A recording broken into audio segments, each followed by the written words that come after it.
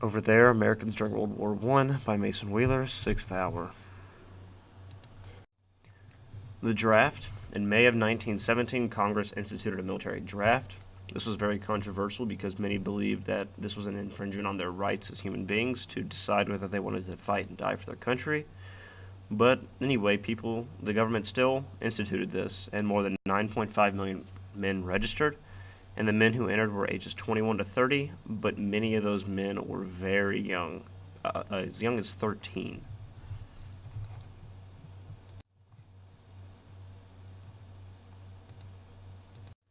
The number of American forces is estimated at 4 million.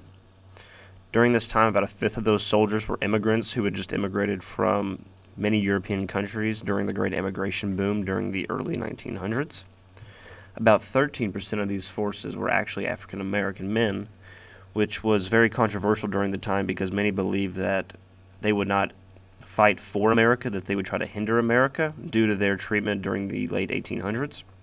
But actually they were very successful in their endeavors to help America, but many of the white groups of soldiers did not see it that way, and this led to some conflict that we'll get into later. About 25% of the forces were actually Native American, which is actually surprising when you think about it, due to their treatment during things such as the Trail of Tears and the stripping of their lands. But they decided to fight in an attempt to gain those rights back, but it was very unsuccessful. Sadly, during the war, 5% of the Native American population died, and in total over 50,000 men died in action, and 63,000 men died from disease, which is a testament to how filthy and disgusting this war actually was. Now back to those racial tensions I was discussing earlier. Soldiers during this war were separated into different battalions and units based off their race, which is very racist. This provoked violence among the units, and it kind of created a chaotic scenario where it was filled with violence and rage towards themselves rather than the enemy. This kind of came to fruition in 1917 when black members of the 24th Infantry's 3rd Battalion rioted in Houston. 15 white soldiers were killed, and they labeled these men savages once again. Of the 118 soldiers, 63 were sentenced to life in prison. This was a very extreme case, but many blacks during this time didn't prescribe to that violent theory. Many just hoped to gain racial equality through their service, but sadly they were just met with discrimination. The summer of 1919 was been labeled the Red Summer because it was full of murder of African Americans, just violence against them, and this was all within the United States military. This wasn't separated between the enemy and then us. It was ally versus ally, which I think is disgusting, and it's a part of history that should be brought to light so that we can learn never to do that again. Some soldiers were even lynched during this time while still in their uniforms, which is just disgusting.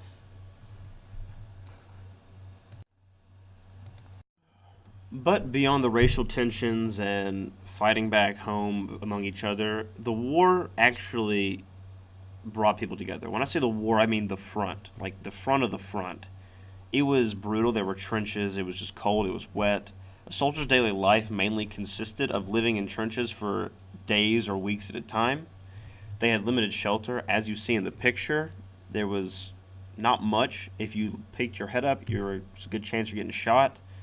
There was no plumbing, very little food, very little hygiene. If it rained, it would flood. There was just constant noise. There was a great deal of boredom. There was not much to do in these trenches but sit and hope to God that you're going to live.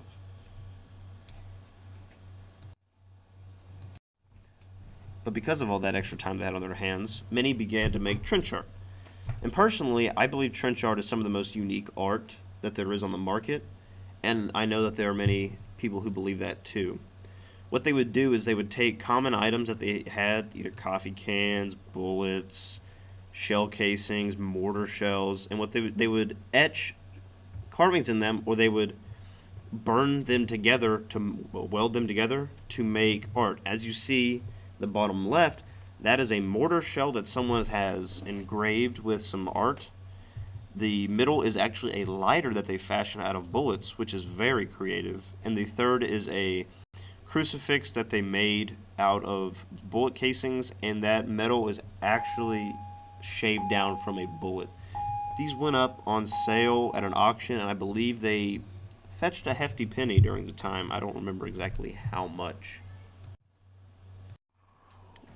Warfare was changing during this time. Many of the battles were fought on just an open field with trenches. Many times the soldiers were no more than 30 feet apart.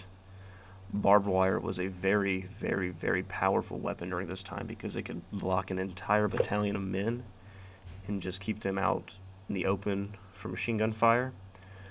This is one of the most successful strategies, but trying to go through this barbed wire was not a good strategy. It was more common for the attackers to suffer more casualties than the defenders just because of the crossing of no man's land. And if a soldier was injured, it was more likely a death sentence because they had to be carried to a field hospital. But with all the diseases and just the bad conditions, it was very unlikely that anybody would survive. Now, the warfare was changing during this war. Many chemicals were being used, such as chlorine gas, mustard gas. Mortar shells were much more prevalent, a lot more up-close and personal trench combat.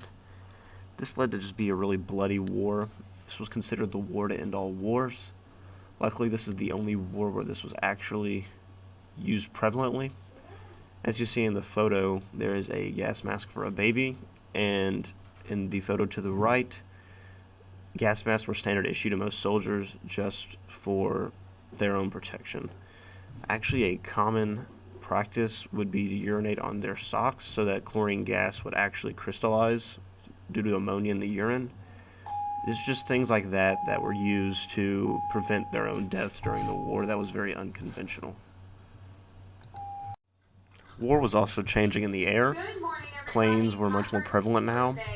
Bombing runs as well as dogfighting were very popular.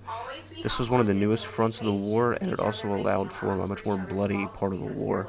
Due to the primitive nature of the planes, men did not have parachutes, and many would just jump out if they felt the threat of death. You had men such as the Red Baron. The Red Baron killed very many people, and he was notorious for being one of the best pilots at the time, and probably still one of the best pilots today with the technology that he had. This new form of warfare actually decimated parts of Europe, as you can see in places such as Argonne, where mortar shells, bombs, they just completely wiped out and completely changed the terrain. The war and its result demonstrated the brutality of warfare and demonstrated how fast war can actually evolve. Just the advance in warfare set a precedent for things such as the atomic bomb, advancements in tanks, planes, guns, and it set a precedent for World War II. The war that was to end all wars actually helped spur the next. And things such as the Treaty of Versailles and the inflations that happened in Germany actually allowed Hitler to come to power, and it devolved Germany into a state of chaos, which allowed them to start taking over the world, which in turn led to World War II. And that in turn led to the nuclear arms race and many issues we have today. So the main takeaway is we look at World War I and we can see where and how fast war can change, and how long ever ago it was has set a precedent for today. Thank you.